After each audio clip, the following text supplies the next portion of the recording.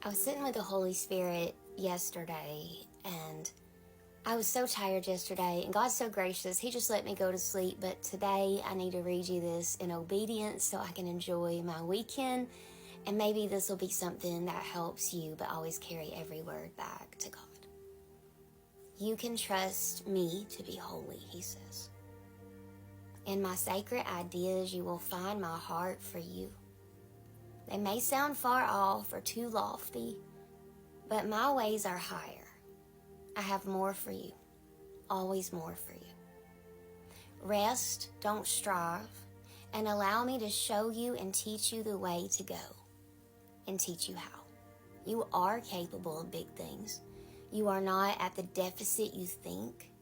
I am your firm foundation, and what I have for you cannot wash away or be destroyed. You also cannot mess it up. Come, let me show you great and mighty things you know it's not, and trust my process, and don't be afraid to start. Step out of the boat when I call you to, Peter, son of Simon. I am making the waters solid, and you a rock on which I will establish great things. So sometimes I doodle prophetically, and when I doodle prophetically, it looks horrendous and stick figure-like because I do it very quickly. And what I got was a little weeping willow, an old-timey church, a little bell, and all of these people, ages, all kinds. And at the bottom, there was a present. And it says, Christmas is coming. Are you ready? It's kind of like two words in one, but I'm sure they fit together somehow. I just don't know how.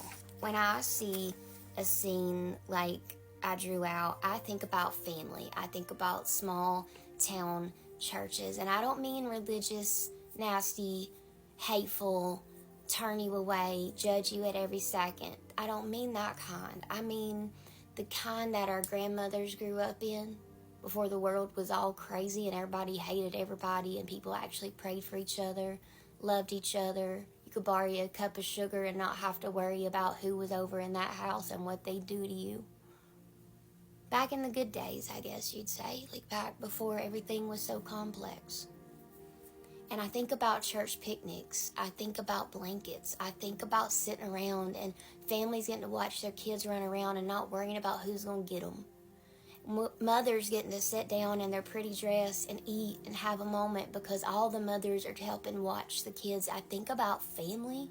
I think about unity. I think about real, true kingdom type spaces.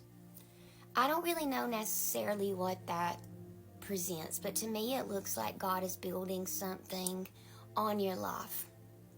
And it may not be something that you think you need.